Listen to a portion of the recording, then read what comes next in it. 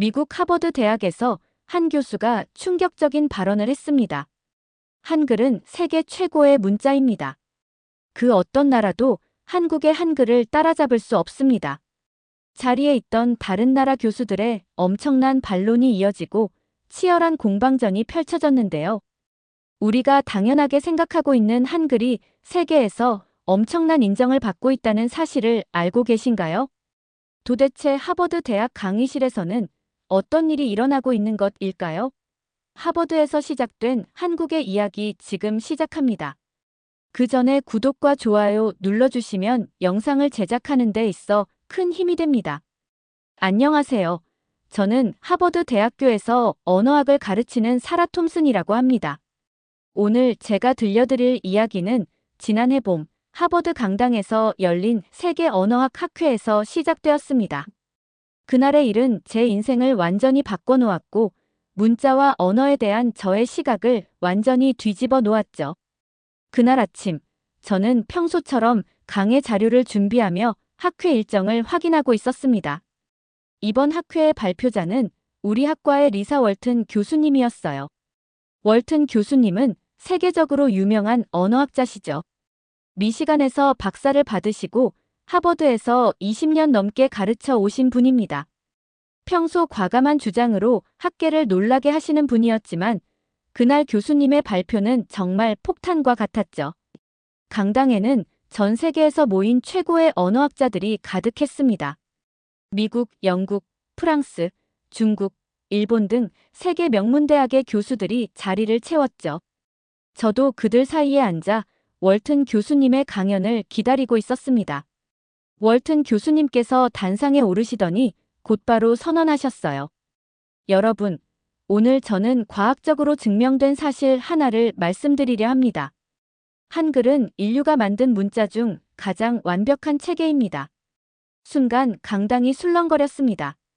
믿을 수 없다는 듯한 웅성거림이 여기저기서 들려왔죠. 특히 앞줄에 앉아있던 일본의 히로시 이토 교수님과 중국의 왕 메이 교수님의 표정이 굳어지는 게 보였습니다. 월튼 교수님은 이어서 말씀하셨습니다. 과학적 증거를 보여드리겠습니다. 한글은 1443년 세종대왕이 창제한 문자로 단 24개의 자모만으로 1172개의 음절을 표현할 수 있습니다. 학습 시간은 평균 3시간. 문맹률은 거의 0에 가깝죠. 그러자 일본 언어학 교수님이 손을 번쩍 들었습니다. 잠깐만요, 월튼 교수님. 일본의 가나는 더 적은 수의 문자로 모든 음을 표현합니다. 히라가나는 46자, 가타카나도 46자에 불과하죠. 월튼 교수님은 미소를 지으며 대답하셨습니다. 이토 교수님, 하지만 일본어를 제대로 읽고 쓰려면 한자도 알아야 하지 않습니까? 상용 한자만 해도 2136자입니다. 게다가 같은 한자를 다르게 읽는 경우도 있죠. 학습 효율성 면에서 한글과 비교가 되지 않습니다. 이번엔 프랑스 대학의 마리 뒤부아 교수님이 일어나셨어요.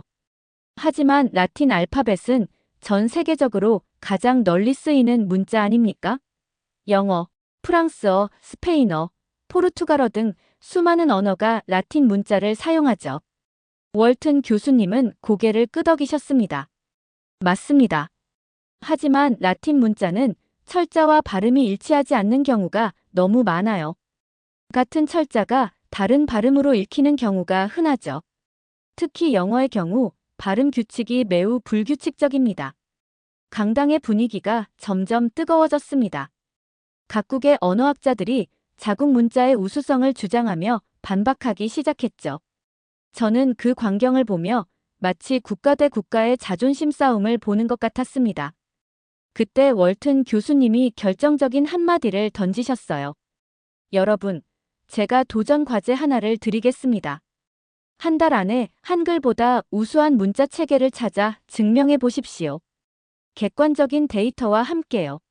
순간 강당이 조용해졌습니다. 그리고 곧 여기저기서 도전을 받아들이겠다는 목소리가 들려왔죠. 저도 그때는 이 도전이 제 인생을 어떻게 바꿔놓을지 전혀 예상하지 못했습니다. 그날 이후 하버드 언어학과는 전쟁터를 방불케 했습니다. 세계 각국의 교수들이 자국 문자의 우수성을 증명하기 위해 밤낮 없이 연구에 매달렸죠. 저 역시 이 흥미진진한 학문적 도전에 깊이 빠져들었습니다. 첫 번째 발표자는 일본어 전문가인 히로시 이토 교수님이었습니다. 일본 문자 체계의 우수성을 주장하기 위해 만반의 준비를 해오셨죠. 발표 당일 이토 교수님은 자신감 넘치는 모습으로 단상에 올랐습니다. 여러분, 일본어는 세 가지 문자 체계를 조화롭게 사용합니다. 히라가나로 문법 요소를, 가타카나로 외래어를, 한자로 의미를 전달하죠. 이는 세계 어떤 언어도 따라올 수 없는 유연성입니다. 이토 교수님은 일본 문자의 장점을 열정적으로 설명하셨습니다. 특히 한자의 표의문자적 특성이 정보 전달의 효율성을 높인다는 점을 강조하셨죠. 실제로 일본 신문이나 책을 보면 한자 덕분에 적은 공간에 많은 정보를 담을 수 있다는 것이었습니다. 예를 들어 동경대학이라는 단어를 보십시오. 단 4글자로 동쪽 수도의 큰 배움터라는 의미를 전달합니다. 이것을 알파벳으로 쓰면 훨씬 길어지죠. 하지만 월튼 교수님의 질문이 이어졌습니다. 이토 교수님, 일본의 문맹률 통계를 보셨습니까? 경제협력개발기구 국가 중 기능적 문맹률이 상당히 높은 편입니다. 특히 노년층의 경우 신문을 제대로 읽지 못하는 비율이 15%에 달하죠. 이토 교수님은 당황하신 듯 했습니다. 그건 복잡한 한자 때문이 아니라 교육 시스템의 문제입니다. 정말 그럴까요? 월튼 교수님이 되물으셨습니다. 한국의 경우 70대 이상 노인의 문맹률도 5% 미만입니다. 같은 동아시아 국가인데 왜 이런 차이가 날까요? 이토 교수님은 답변을 머뭇거리셨습니다. 월튼 교수님은 계속해서 지적하셨죠. 일본은 1946년 당용한자를 1850자로 제한했습니다. 그리고 1981년에는 상용한자 1945자로 다시 조정했죠. 2010년에는 2136자로 늘렸습니다. 왜 계속 조정이 필요했을까요? 바로 한자 체계의 근본적인 문제 때문입니다. 다음은 인도 출신의 라지브 파텔 교수님 차례였습니다. 파텔 교수님은 산스크리트어 기반의 데바나가리 문자 체계를 소개하셨죠. 데바나가리는 완벽한 음성학적 체계를 갖추고 있습니다. 각 글자가 정확히 하나의 소리에 대응하죠. 게다가 모음과 자음의 결합 방식이 매우 체계적입니다. 이는 고대 인도의 언어학자들이 이미 수천 년 전에 완성한 과학적 체계입니다. 파텔 교수님의 발표는 학문적으로 매우 인상적이었습니다. 데바나가리 문자의 과학성은 분명 뛰어났죠. 특히 음성학적 분류에 따라 자음을 배열한 방식은 현대 언어학자들도 감탄할 만한 것이었습니다. 하지만 여기서도 문제가 드러났습니다. 파텔 교수님, 인도의 문맹률은 어떻습니까? 파텔 교수님은 잠시 망설이다 대답하셨습니다. 약 25% 정도입니다. 하지만 이는 경제적 요인 때문이지 문자 체계 때문은 아닙니다. 그렇다면 왜 같은 경제 수준의 베트남은 문맹률이 5% 미만일까요? 베트남은 복잡한 한자를 버리고 간단한 로마자, 기반 문자를 채택했죠. 파텔 교수님은 깊은 한숨을 쉬셨습니다. 인정합니다. 데바나가리는 과학적으로는 완벽하지만 배우기가 쉽지 않습니다. 자음과 모음의 결합 규칙이 복잡하고 합자도 많죠. 세 번째 도전자는 프랑스의 마리 뒤부아 교수님이었습니다. 라틴 문자의 세계적 영향력을 강조하셨죠. 라틴 알파벳은 단순성과 범용성에서 타의 추종을 불허합니다. 전 세계 인구의 70%가 라틴 문자를 사용하는 언어를 쓰고 있죠. 이것이야말로 가장 성공한 문자 체계 아닐까요? 뒤부아 교수님은 라틴 문자의 확산 과정을 설명하셨습니다. 로마 제국의 팽창, 기독교의 전파, 유럽의 식민지 확장 등을 통해 라틴 문자가 어떻게 세계를 지배하게 되었는지 말이죠. 하지만 월튼 교수님은 예리한 반론을 제기하셨습니다. 뒤부아 교수님, 영어권 국가들의 난독증 비율을 아십니까? 10에서 15%에 달합니다. 반면 한국은 1% 미만이죠. 왜 그럴까요? 바로 문자와 소리의 불일치 때문입니다. 월튼 교수님은 계속해서 데이터를 제시하셨습니다. 영어를 모국어로 배우는 아이들은 읽기를 익히는데 평균 2.5년이 걸립니다. 한국 아이들은 6개월이면 충분하죠. 이것이 효율적인 문자 체계일까요? 저는 이 논쟁을 지켜보며 점점 더 흥미를 느꼈습니다. 각국의 문자 체계가 가진 장단점이 명확히 드러나고 있었죠. 하지만 동시에 한글의 우수성도 더욱 분명해지고 있었습니다. 일주일 후 중국 베이징 대학의 왕메이 교수님이 하버드에 도착하셨습니다. 중국 정부의 전폭적인 지원을 받아오셨다는 소문이 돌았죠. 왕 교수님은 중국 문자학계의 권위자로 한자의 우수성을 증명하기 위해 직접 나서신 것이었습니다. 발표 당일 강당은 다시 한번 가득 찼습니다. 왕 교수님은 당당한 모습으로 단상에 오르셨죠. 붉은색 넥타이가 인상적이었습니다. 교수님은 유창한 영어로 발표를 시작하셨어요. 존경하는 동료 여러분, 한자는 단순한 문자가 아닙니다. 5천년 문명의 정수이자 동아시아 문화권 전체를 하나로 묶는 끈입니다. 왕 교수님의 목소리에는 강한 자부심이 묻어났습니다. 스크린에는 갑골 문자부터 현대 한자까지의 진화 과정이 펼쳐졌죠. 거북이 등껍질에 새겨진 원시 문자부터 세련된 해서체까지 한자의 발전 과정은 정말 인상적이었습니다. 한자는 표의 문자로서 엄청난 정보 압축력을 가집니다. 삼림이라는 단어를 보십시오. 나무 목자가 3개 모여 숲을 이룹니다. 얼마나 직관적입니까? 이는 알파벳이나 한글로는 불가능한 표현입니다. 청중들 사이에서 감탄이 흘러나왔습니다. 저도 한자의 조형미와 철학적 깊이에 감명을 받았죠. 왕 교수님은 더 많은 예시를 보여주셨습니다. 밝을 명자를 보십시오. 해와 달이 합쳐져 밝다는 뜻이 됩니다. 쉴 휴자는 사람이 나무 옆에서 쉬는 모습입니다. 이렇게 한자는 그 자체로 이야기를 담고 있습니다. 하지만 월튼 교수님의 질문이 이어졌습니다. 왕 교수님, 그렇다면 중국의 문맹률은 어떻습니까? 왕 교수님은 자신 있게 대답하셨습니다. 중국 정부 발표로는 4% 미만입니다. 이는 세계적으로도 매우 낮은 수치죠. 공식 통계 말고 유네스코의 독립적인 조사 결과는 어떻습니까? 순간 왕 교수님의 표정이 굳어졌습니다. 월튼 교수님은 스크린에 자료를 띄우셨죠. 그래프와 도표가 하나씩 나타났습니다. 유네스코에 따르면 중국의 기능적 문맹률은 여전히 15%를 넘습니다. 특히 농촌 지역은 30%에 달하죠. 왜 그럴까요? 왕 교수님은 반박하려 했지만 월튼 교수님이 먼저 말을 이으셨습니다. 제가 직접 중국 현지 조사를 했습니다. 초등학교 6년 동안 배워야 하는 한자가 3,000자입니다. 그런데 일상생활에 필요한 한자는 최소 5,000자죠. 대학 교육을 받으려면 8,000자는 알아야 합니다. 그러면서 월튼 교수님은 충격적인 영상 하나를 보여주셨습니다. 중국 시골 마을의 할머니가 손자에게 보낸 편지였죠. 한자를 모르는 할머니가 그림으로 마음을 전달한 것이었습니다. 해가 뜨고 지는 그림, 밥그릇 그림, 하트 모양. 눈물 겹도록 서툰 그림들이었습니다. 이것이 21세기에 있을 수 있는 일입니까? 문자는 소통의 도구입니다. 배우는데 평생이 걸린다면 그것이 좋은 문자일까요? 왕 교수님은 크게 동요하는 모습이었습니다. 하지만 끝까지 포기하지 않으셨죠.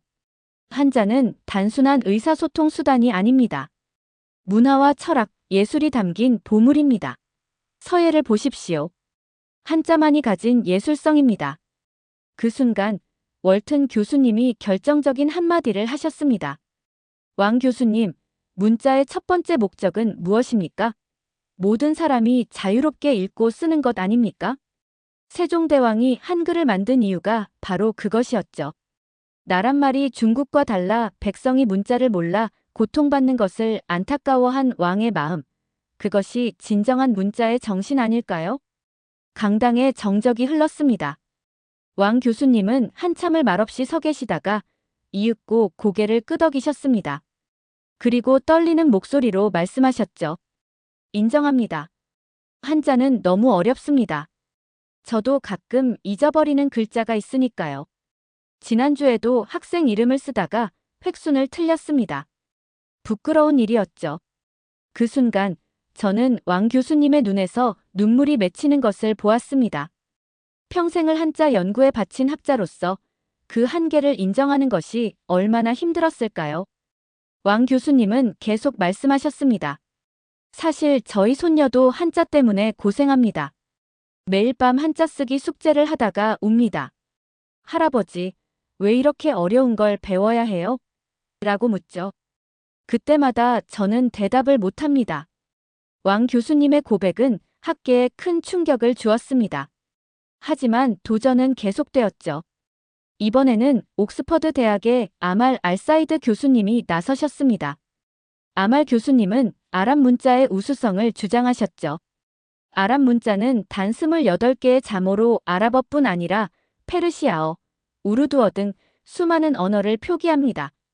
게다가 세계에서 가장 아름다운 서예 예술을 탄생시켰죠. 아말 교수님은 아랍 서예의 아름다움을 보여주셨습니다. 유려한 곡선과 기하학적 패턴이 어우러진 작품들은 정말 예술품이었죠. 특히 코란 구절을 새긴 서예 작품들은 종교적 경건함까지 느껴졌습니다. 코란은 아랍어로 쓰였고 전 세계 18억 무슬림이 아랍 문자를 신성시합니다. 이런 문화적 영향력을 무시할 수 있습니까? 하지만 월튼 교수님은 기술적인 측면을 지적하셨습니다. 아말 교수님, 아랍 문자는 모음을 표기하지 않는 경우가 많죠? 같은 자음, 조합이 문맥에 따라 다르게 읽힙니다. 이것이 효율적인가요? 아말 교수님은 반박하셨습니다. 그것은 문제가 아니라 특징입니다. 숙련된 독자는 문맥으로 정확히 파악하죠. 하지만 초보자나 외국인은 어떻습니까? 게다가 아랍 문자는 인쇄체와 필기체가 크게 달라 배우기 어렵죠. 디지털 시대에 적합한가요? 실제로 아랍 문자는 컴퓨터 처리에 많은 어려움이 있었습니다. 글자의 형태가 위치에 따라 변하고 오른쪽에서 왼쪽으로 쓰는 특성 때문이었죠. 특히 프로그래밍이나 데이터 처리에서 큰 불편함이 있었습니다. 월튼 교수님은 계속해서 지적하셨습니다. 중동 국가들의 문맹률 통계를 보면 예멘 30%, 모로코 28%, 이집트 25%입니다. 종교적 가치는 인정하지만 실용성 면에서는 한계가 있지 않습니까? 아말 교수님은 깊은 한숨을 쉬셨습니다. 문화적 정체성과 실용성 사이에서 고민이 많습니다. 하지만 우리가 1000년 넘게 사용해온 문자를 쉽게 포기할 수는 없죠. 그때 제가 손을 들었습니다. 저도 한 가지 여쭤보고 싶습니다. 터키는 1928년에 아랍 문자를 버리고 라틴 문자를 채택했죠. 그 결과 문맹률이 급격히 감소했다고 들었습니다. 아말 교수님은 씁쓸한 표정으로 고개를 끄덕이셨습니다. 맞습니다.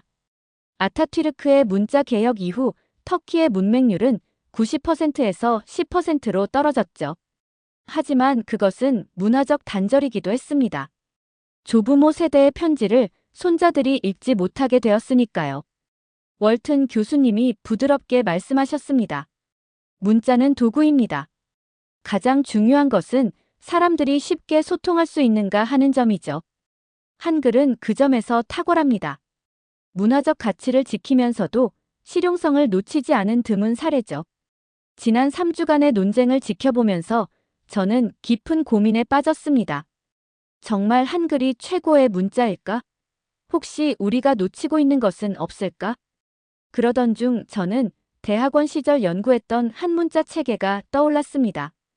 바로 체로키 문자였죠. 저는 밤을 새워 자료를 준비했습니다. 체로키 부족의 역사, 세쿼야의 생애, 문자 창제 과정, 그리고 그 놀라운 효과까지 모든 것을 꼼꼼히 정리했죠. 드디어 제 발표 차례가 왔을 때 저는 떨리는 마음으로 단상에 올랐습니다. 여러분, 저는 오늘 여러분께 놀라운 이야기를 들려드리고자 합니다. 바로 체로키 문자에 관한 이야기입니다. 청중들의 눈빛이 호기심으로 반짝였습니다. 체로키 문자를 아는 사람은 많지 않았으니까요. 저는 차분히 이야기를 시작했습니다. 1821년 체로키 부족의 세쿼야라는 인물이 있었습니다. 그는 문맹이었지만 백인들이 종이에 표시를 해서 서로 의사소통하는 것을 보고 큰 충격을 받았죠. 그는 자신의 부족에게도 그런 도구가 필요하다고 생각했습니다. 스크린에 세쿼야의 초상화가 떴습니다. 길고 흰 수염을 기른 노인의 모습이었죠. 그의 눈빛에는 강인함과 결의가 담겨 있었습니다. 놀라운 것은 세쿼야가 문자란 무엇인지조차 제대로 알지 못했다는 점입니다. 하지만 그는 12년 동안 홀로 연구했어요. 처음에는 그림 문자로 시작했지만 곧 그것의 한계를 깨달았죠. 그래서 체로키어의 소리를 분석하기 시작했습니다. 저는 세쿼야가 겪은 어려움을 설명했습니다. 주변 사람들은 그를 미쳤다고 비웃었고 아내마저 그를 떠났죠. 하지만 세쿼야는 포기하지 않았습니다. 결국 세쿼야는 85개의 기호로 이루어진 음절 문자 체계를 완성했습니다. 각 기호는 하나의 음절을 나타냈죠. 이것은 알파벳보다는 한글에 가까운 방식이었습니다. 스크린에 체로키 문자표가 떴습니다. 독특한 모양의 기호들이 질서정연하게 배열되어 있었죠. 어떤 것은 라틴 문자와 비슷했지만 그 소리는 전혀 달랐습니다. 가장 놀라운 것은 그 효과였습니다. 체로키 문자가 도입된 지 불과 3년 만에 체로키 부족의 문맹률이 0%가 되었습니다. 남녀노소 누구나 읽고 쓸 수 있게 된 것이죠. 이는 인류 역사상 전례 없는 기록입니다. 청중들 사이에서 감탄이 터져 나왔습니다. 저는 더욱 열정적으로 설명을 이어갔습니다. 생각해 보십시오. 문맹이었던 한 개인이 만든 문자가 단 3년 만에 부족 전체의 문맹을 퇴치했습니다. 게다가 이것은 외부의 도움 없이 이루어진 일입니다. 세쿼야는 언어학을 배운 적도 없고 다른 문자 체계를 연구한 적도 없었습니다. 저는 체로키 문자의 구조를 자세히 설명했습니다. 음절 문자이기 때문에 배우기 쉬웠고 체로키어의 특성에 완벽하게 맞았죠. 특히 체로키어는 음절 구조가 단순해서 85개의 기호만으로 모든 소리를 표현할 수 있었습니다. 체로키 문자는 단순한 의사소통 수단을 넘어 체로키 부족의 자존심이 되었습니다. 그들은 자신들만의 신문을 발행했고 법률을 만들었으며 문학 작품을 창작했습니다. 이것은 아메리카 원주민 역사상 유일한 사례입니다. 저는 1838년 눈물의 길 이야기도 들려주었습니다. 미국 정부가 체로키 부족을 강제로 이주시켰을 때 그들은 문자 덕분에 자신들의 역사와 문화를 기록하고 보존할 수 있었죠. 여러분, 이것이야말로 진정한 문자의 힘 아닐까요? 한 민족의 정체성을 지키고 모든 구성원에게 지식의 힘을 주는 것. 저는 감히 말씀드립니다. 체로키 문자야말로 한글에 필적하는, 아니 능가하는 문자 체계입니다. 강당에 박수가 터져 나왔습니다. 저는 승리감에 도취되었죠. 드디어 한글의 대항마를 찾아낸 것 같았습니다. 청중들의 반응도 뜨거웠어요. 많은 사람들이 고개를 끄덕이며 제 주장에 동의하는 듯 했습니다. 하지만 제 승리감은 오래가지 못했습니다. 월튼 교수님이 조용히 손을 들고 질문하셨죠. 톰슨 교수, 훌륭한 발표였습니다. 체로키 문자의 역사적 의의는 정말 감동적이네요. 그런데 한 가지 여쭤보겠습니다. 지금 체로키 문자를 사용하는 인구는 얼마나 됩니까? 순간 제 가슴이 철렁 내려앉았습니다. 이 질문은 예상하지 못했죠. 저는 더듬거리며 대답했습니다. 현재 약 2,000명 정도로 추정됩니다. 2,000명이요? 체로키 부족 전체 인구는 얼마죠? 약 30만 명입니다. 그럼 1% 미만만이 자신들의 문자를 사용한다는 말씀이군요. 왜 그럴까요? 저는 쓴웃음을 지으며 설명했습니다. 미국 정부의 동화 정책 때문입니다. 체로키 아이들은 영어만 사용하는 기숙학교에 강제로 보내졌고 체로키어 사용이 금지되었죠. 문명화라는 명목하에 그들의 언어와 문화가 말살된 것입니다. 월튼 교수님은 고개를 끄덕이셨습니다. 그렇다면 현재 체로키 문자는 어떤 상태입니까? 저는 한숨을 쉬며 대답했습니다. 솔직히 말씀드리면 사멸 위기에 처해 있습니다. 디지털 폰트도 제대로 개발되지 않았고 학교에서도 거의 가르치지 않죠. 젊은 세대는 대부분 체로키 문자를 읽지 못합니다. 그렇다면 체로키 문자로 된 현대 문학 작품이나 신문은 있습니까? 거의 없습니다. 몇몇 부족 노인들이 전통 이야기를 기록하는 정도죠. 월튼 교수님은 부드럽지만 단호한 목소리로 말씀하셨습니다. 톰슨 교수, 아무리 훌륭한 문자라도 사용하는 사람이 없다면 의미가 없습니다. 문자는 살아있는 생명체와 같아요. 사용되지 않으면 죽습니다. 그 순간 저는 깨달았습니다. 제가 간과했던 중요한 사실을요. 문자의 우수성은 단순히 그 구조나 효율성만으로 평가할 수 없다는 것을. 그것을 지속적으로 사용하고 발전시키는 사람들의 존재가 더 중요하다는 것을요. 월튼 교수님은 계속 말씀하셨습니다. 체로키 문자와 한글의 결정적인 차이가 무엇이라고 생각하십니까? 저는 한참을 생각하다 대답했습니다. 아마도 그것을 지켜내려는 사람들의 의지 차이가 아닐까요? 정확합니다. 이제 여러분께 한글이 어떻게 살아남았는지 보여드리겠습니다. 월튼 교수님은 새로운 슬라이드를 띄우셨습니다.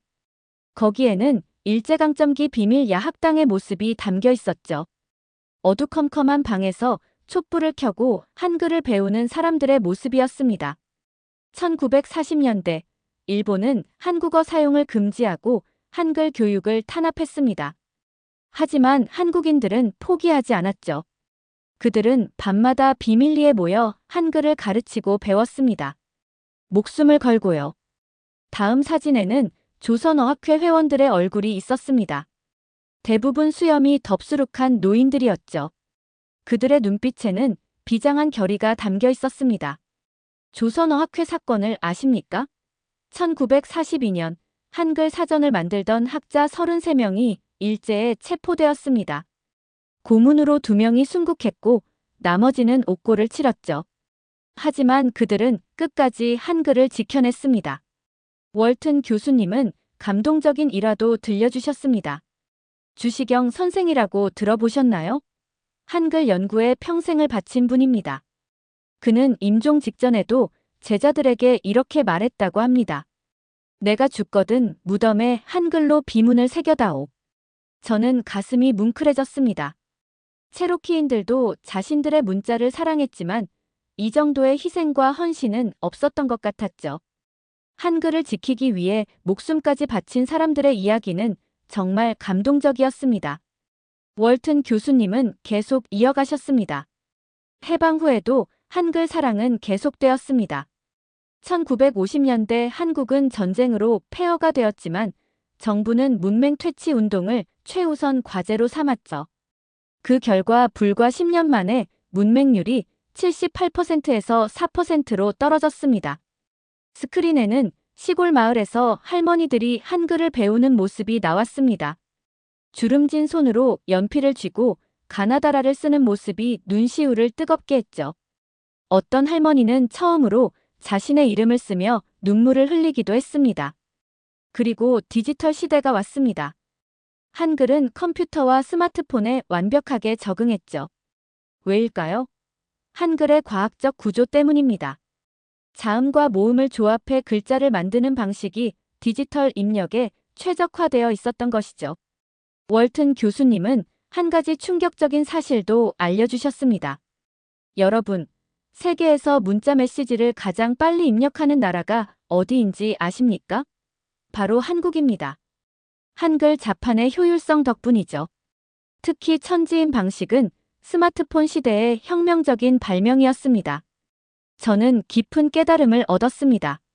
문자의 생존은 단순히 그 우수성만으로 결정되는 것이 아니었습니다.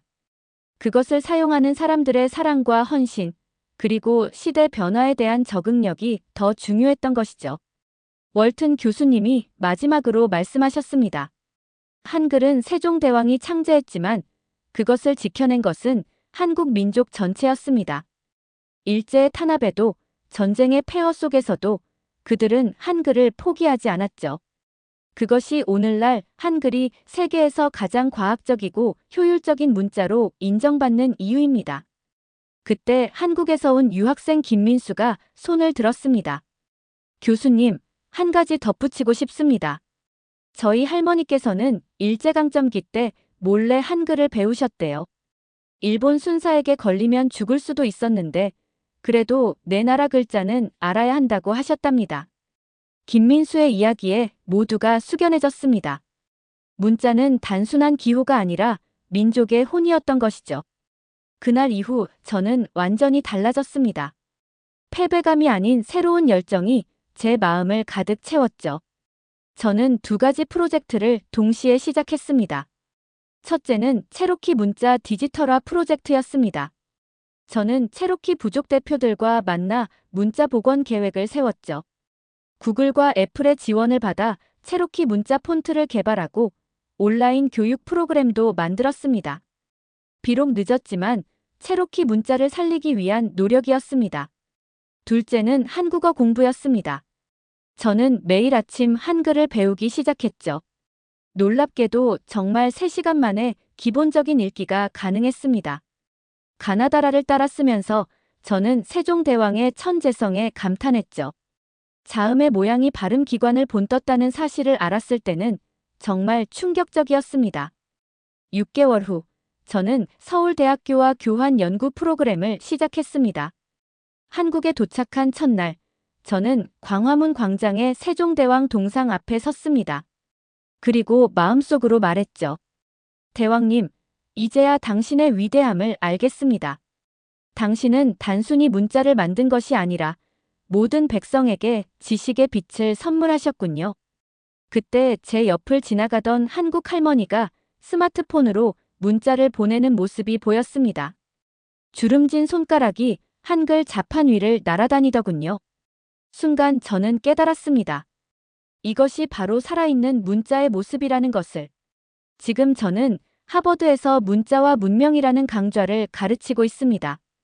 매 학기 첫 시간, 저는 학생들에게 이렇게 말합니다. 여러분, 문자는 단순한 기호가 아닙니다. 그것은 한 민족의 영혼이고 문명의 심장입니다. 가장 위대한 문자는 가장 많은 사람들에게 사랑받는 문자입니다. 그리고 저는 항상 이 말로 강의를 마무리합니다.